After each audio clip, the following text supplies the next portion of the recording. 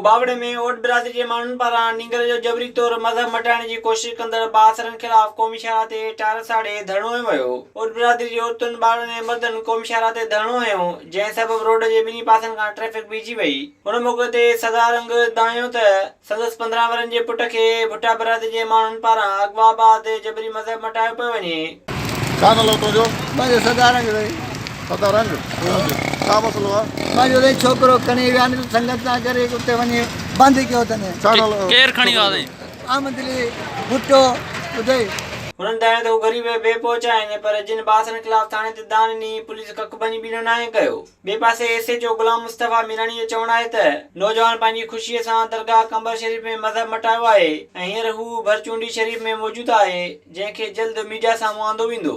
Visit कयो अवामी आवाज़ मीडिया ग्रुप जी वेबसाइट awamiawaz.pk।